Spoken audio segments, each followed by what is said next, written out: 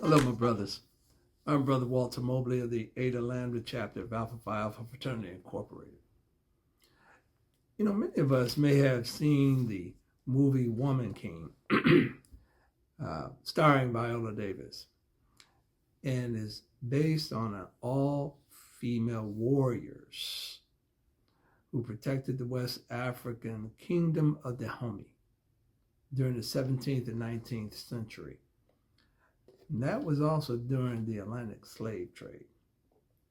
After watching that movie, I became more interested in some of the women who led our African civilizations, not only as queens, but as warriors. I've been asked to talk briefly about Nzinga of Ndango and Mataba. Now, these Ambundu kingdoms of Ndango and Matamba, which today might be considered northern Angola. Nzinga ruled those countries with a fierceness and warrior mentality and political astuteness that made her not only a staunch rival during her time, but a legend in today's time. Nzinga received military and political training as a child, and she demonstrated her aptitude for diffusing political crisis as an ambassador to the Portuguese Empire. In 1624, she assumed power over Ndango after the death of her brother. She ruled during a period of rapid growth of the African slave trade and encroachment by the Portuguese Empire in Southwest Africa. From 1631 to 1635, she conquered the kingdom of Matamba, and she entered an alliance with the Dutch West Indian Company, who between them, she worked to even involve herself in the slave trade. Between 1641 and 1644, Nzinga was able to reclaim large parts of Ndango. Nzinga had been increasingly recognized as a major historical figure in Angola for her intelligence, her political astuteness, her diplomatic wisdom, and her military tactics. Now, Nzinga was born to a royal family around 1583. Legend has it, 10 years old, her father became the king of Ndungo. And she received military training and was trained as a warrior to fight alongside her father, displaying considerable aptitude with a battle axe.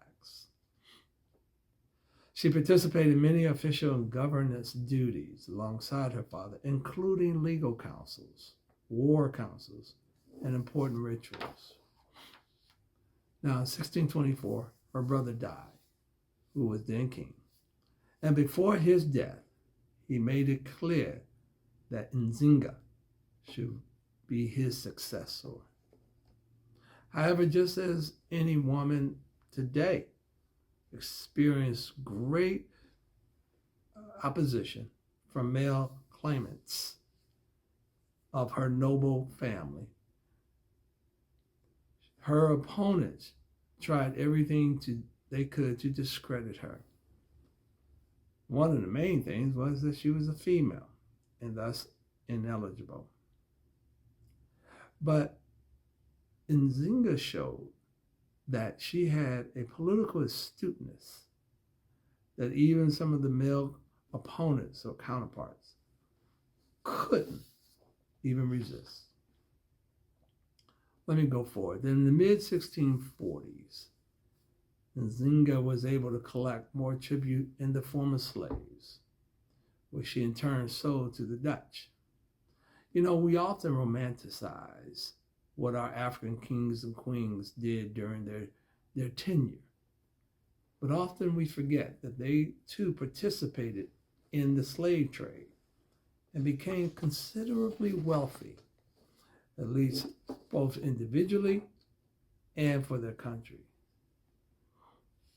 She gained wealth monetarily and with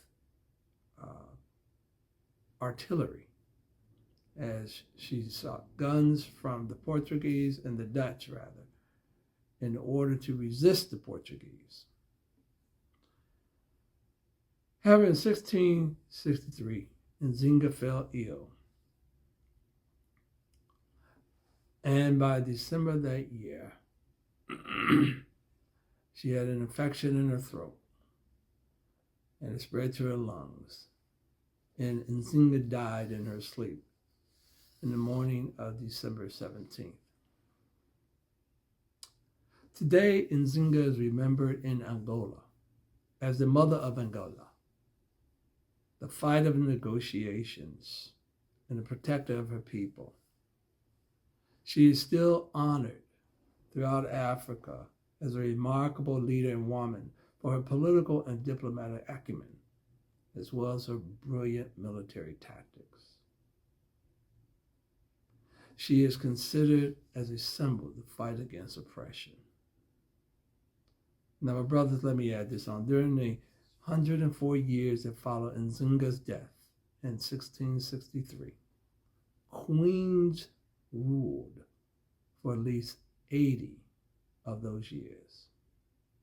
Nzinga's leadership is a role model for all generations of Angola women.